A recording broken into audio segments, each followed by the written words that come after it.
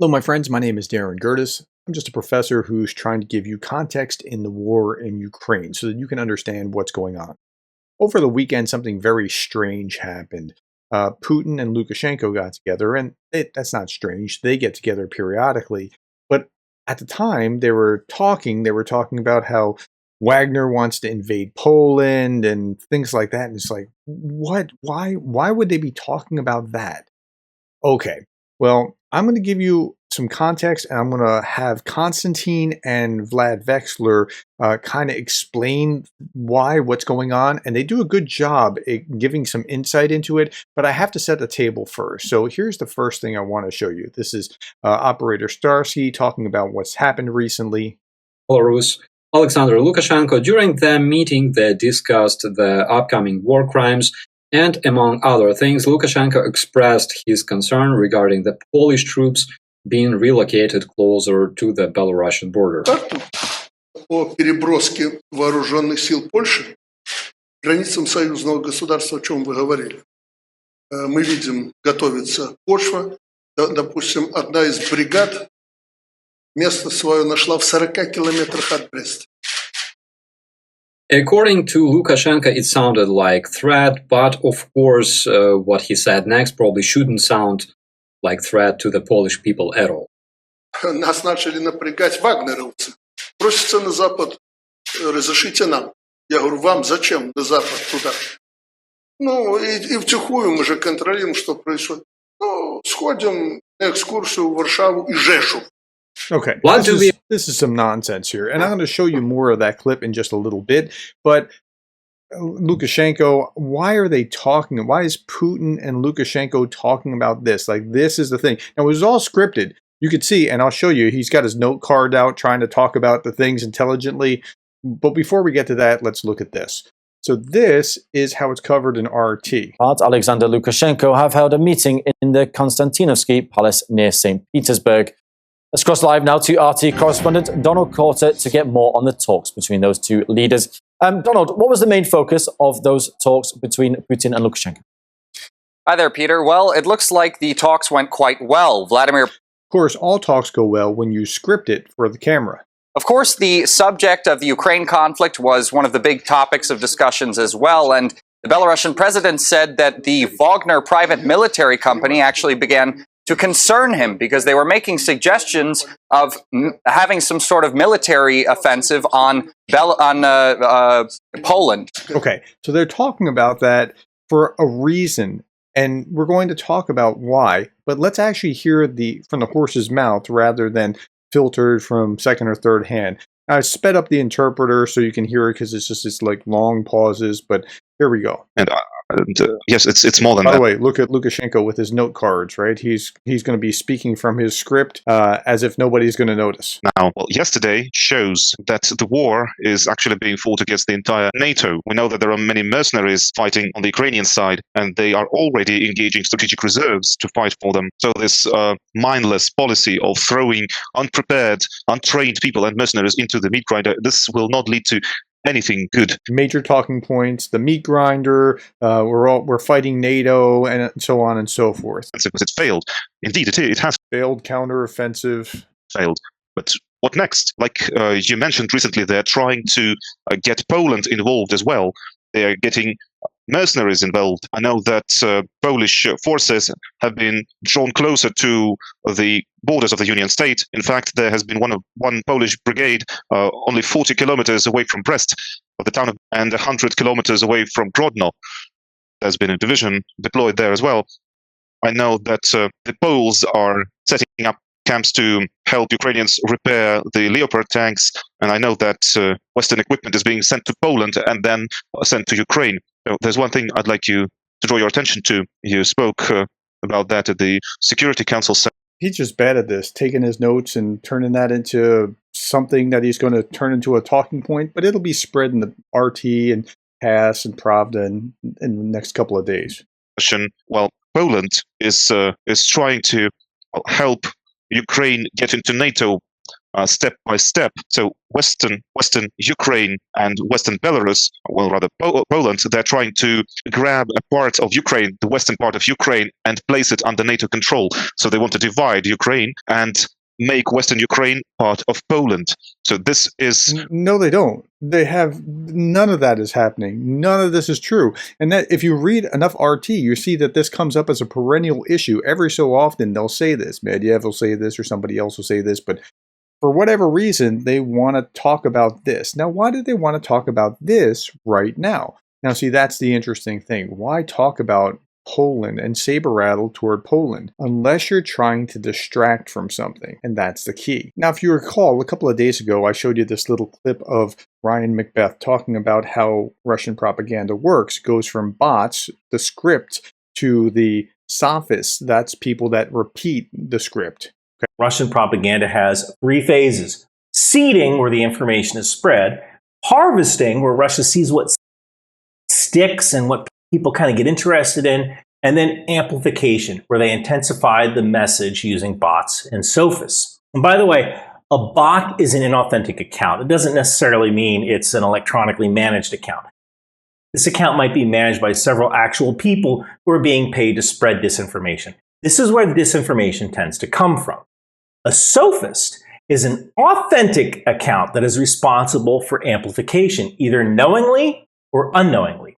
So do you understand that distinction? So a bot might be like RT. The sophist would be like, well, this guy. To the Belarusian-Polish border in anticipation for some sort of escalation on the border. Okay? Now, we know that Wagner has been training Belarusian soldiers over the past couple days. This has begun, and now we have a new part of this story. In my last stream, I came out and I talked about the fact that Putin warned of Poland's intentions in Ukraine and Belarus. That was the main subject of our last stream. Putin said, as for the Polish leaders, they probably hope to form a coalition under the NATO umbrella in order to directly intervene in the conflict in Ukraine and to bite off as much as possible, to regain, as they see it, their historical territories. That is modern-day Western Ukraine. It is also common knowledge that they dream about Belarusian land. Regarding the policy of the Ukrainian regime, it is none of our business. If they want to relinquish or sell off something in order to pay their bosses as traitors, they usually do. That's their business. We will not interfere. But Belarus is part of the Union state, and launching an aggression against Belarus, which, by the way, Putin just placed tactical nukes in, would mean launching an aggression against the Russian Federation. We will respond to that with all the resources available to us. The Polish authorities, who are nurturing their revanchist ambitions, hide the truth from their people. The truth is that the Ukrainian cannon fodder is no longer enough for the West. That is why they are planning to use other expendables, Poles, Lithuanians, and everyone else they do not care about. I can tell you that this is an extremely dangerous game, and the authors of such plans should think about the consequences. Poland would... So he's repeating talking point after talking point after talking point that the Russian authorities want to put out there. Okay, he's a repeater. He's a sophist. That's what he does, and it's really interesting. But like, just listen to this next little bit. Is fuming over Putin's statements that Western Poland was a gift from Stalin to the Polish state. And the Polish prime minister lashed out at Moscow after Russian President Vladimir Putin suggested that the country received its Western territories thanks to Soviet leader Joseph Stalin. Speaking at a meeting of Russia's Security Council on Friday, Putin recalled that the Soviet Union liberated Poland from Nazi occupation during World War II and said that it was thanks to Stalin that Warsaw acquired substantial territory in the West after Germany's defeat. Poland then went on to make a series of statements saying, well, Stalin was mean to us, and, they're just whining like spoiled children after Stalin gave them their territory back and liberated them from the Nazis. Okay, this unmitigated Philistine pig ignorance works my nerves like nothing else. So what actually happened was, yes, the Nazis were bad and the Nazis oppressed, right? Then Stalin oppressed. Stalin took over Poland. 3 to 6 million Poles were then sent to work camps. 1 million Poles died. They're not just whining. The Poles are Ukraine's best friends right now because they know what Russia can do and will do because they have done it in the form of the Soviet Union before. Okay, at any rate, this guy is just a repeater of Russian propaganda. So, but the question still remains, why is he repeating this Russian propaganda? Well, we're going to turn our attention to Vlad Vexler for that answer. What is Putin doing with his latest historical lecture that is exquisitely amateurish and exquisitely selective, and the assertion of a threat of Polish annexation of bits of Ukraine, followed on by this encounter with Lukashenko, in which Lukashenko was parroting the pre-prepared speech that the Wagner folks are putting a lot of pressure on him because they really want to go and invade Poland. And as one commentator helpfully put, his take on Lukashenko's speech is, well, Lukashenko probably is feeling pressure from Wagner, but not in that way. So we don't know if there is something practical, some kind of a provocation that may be connected with all of this speech. But we can certainly analyze it as an informational push, right? So Mr. Putin wants to freeze the war, or at least confine it into some kind of a form that lasts for a long time, long enough for the West to get exhausted, long enough for the West's support to Ukraine to significantly expire, and most importantly, and this is a kind of a dogma in the Kremlin, long enough for Western democracies to begin significantly wobbling and getting taken up with issues of domestic troubles, for them not to be able to sustain an effective foreign policy strategy toward Ukraine. The story that Poland and Lithuania should be scared about a threat coming out of Belarus, and all of these stories about Poland annexing bits of Ukraine, they are partly aimed at consolidating the pro-peace party in the West, the party that says, okay, it's now time to negotiate. So that's the nature of this informational push. Please, guys, be worried about the globalization of the war. It's not a good idea. The longer it goes, the more risky it becomes. And then anyway, the Ukrainian counteroffensive is not working, and he spent a lot of time talking about that again. And so when you hear pro-Russian commentators, they are the ones talking about World War III, it's just around the corner, it's going to happen, the West is escalating to the point that it's going to happen. That is exactly what Putin wants to push as a narrative. And so they're creating this false narrative in Belarus about how the Wagnerites want to invade Poland and take on whoever, right? That nobody else is talking about, because they're trying to create a condition where the peace hawks in Europe go, no, we don't want that, we want peace. Okay, that's one piece of the puzzle, but there's also a distraction piece of the puzzle as well. Here's Konstantin from Inside Russia giving his analysis, and Konstantin was just making a case that he thinks that Lukashenko is actually the better politician than Putin. Here's what he had to say. Heck, Lukashenko even trolls Putin publicly, Lukashenko always begs for money, and he always gets Russian taxpayers' money. In return, he just continues to be loyal, to be a forced ally. Putin and Lukashenko meet regularly, okay? Heck, Lukashenko is the only leader Putin meets lately. The only one. There's nobody else. And they met today. Quite unexpectedly and quite suspiciously. Why suspiciously? Two presidents meet, right? Normal. Not really. Last night, Russia executed an airstrike onto Odessa. Well, it's nothing new. It's not real news, as Russia has been executing missile strikes onto Odessa for the last 4 days.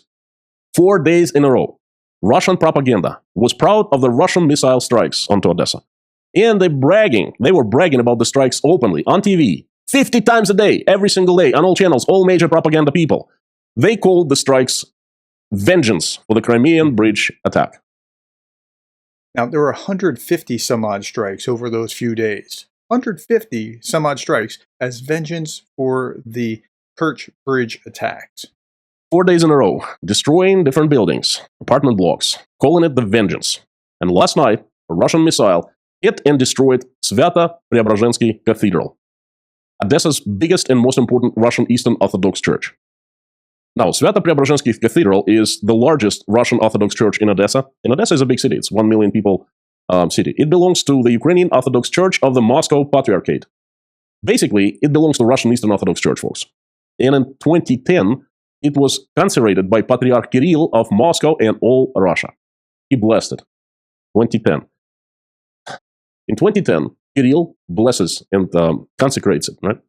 In 2023, he blesses the war and he blesses the missile that flies, launched from Russian territory, Russian plane, and flies to Odessa and hits the cathedral, direct hit, and destroys it. Sometimes I wonder what God Kirill serves to. So the cathedral is destroyed again. And it's a huge news. It's huge, obviously for Ukrainians, I don't even know what to say, For Russians, it's a huge news because look, the cathedral is a part of the Russian Eastern Orthodox Church, which is a part of so-called Russian world, whatever it is. Odessa is also considered a part of this Russian world by Z patriots, by Russian government, by Putin, by Russian Air Force, whatever, whoever, the scumbags. Odessa is,